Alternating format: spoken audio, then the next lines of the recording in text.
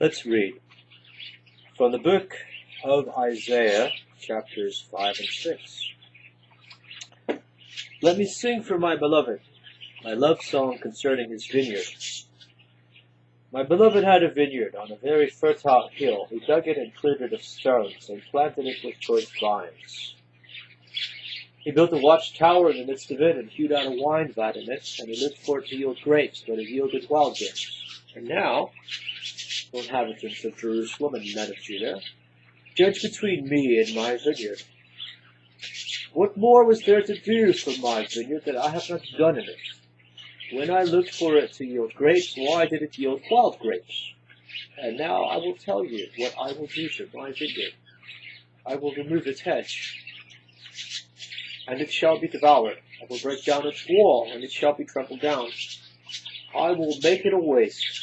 It shall not be pruned or heard. And briars and thorns shall grow up. I will also command the clouds that they rain no rain upon it. For the vineyard of the Lord of hosts is the house of Israel, and the men of Judah are his pleasant planting.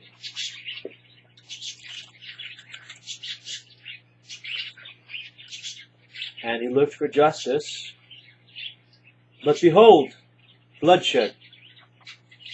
For righteousness, but behold, an outcry.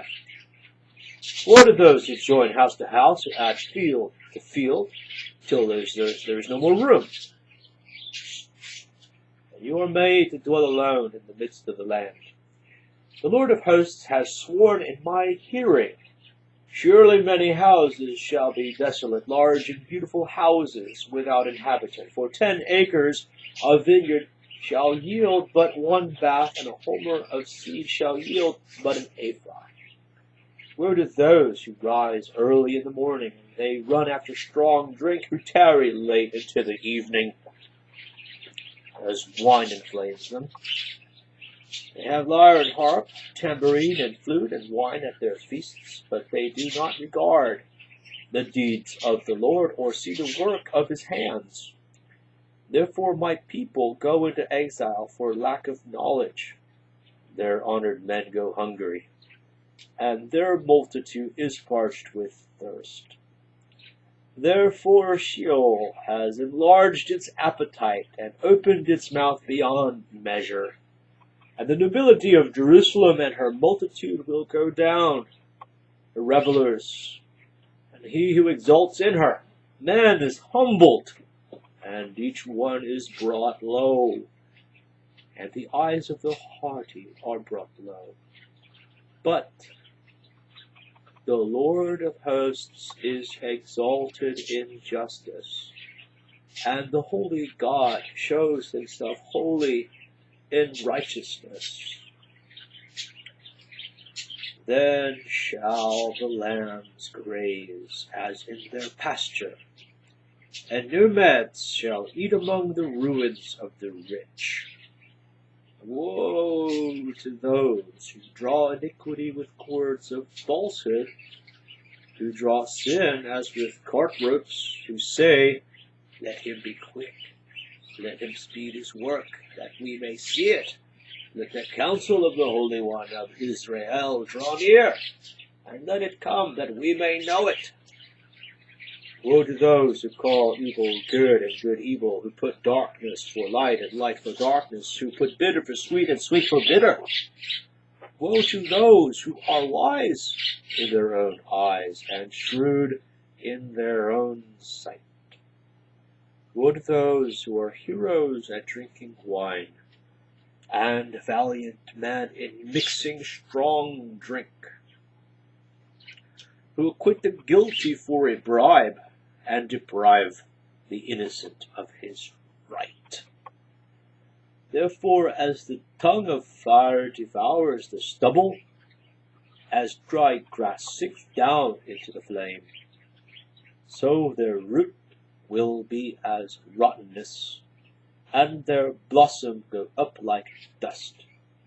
For they have rejected the law of the Lord of hosts, and have despised the word of the Holy One of Israel. Therefore the anger of the Lord was kindled against his people, and he stretched out his hand against them and struck them. And the mountains quaked, and their corpses were as refuse in the midst of the streets. For all this his anger has not turned away, and his hand is stretched out still. He will raise a signal for nations far away, and whistle for them from the ends of the earth. And behold, quickly, speedily they come. None is weary, none stumbles, none slumbers or sleeps. Not a waistband is loose, not a sandal strap broken. Their arrows are sharp, all their bows bent. Their horses' hoofs seem like flint, and their wheels like the whirlwind. Their roaring is like a lion. Like young lions they roar, they growl, and seize their prey, they carry it off, and none can rescue. They will growl over it on that day, like the growling of the sea. And if one looks to the land, behold darkness and distress, and the light is darkened by its clouds. Chapter 6. In the year that Uzziah died, I saw the Lord sitting upon a throne, high and lifted up, and the train of his robe filled the temple. Above him stood the seraphim. Each had 6 wings. With 2 he covered his face, and with 2 he covered his feet, and with 2 he flew.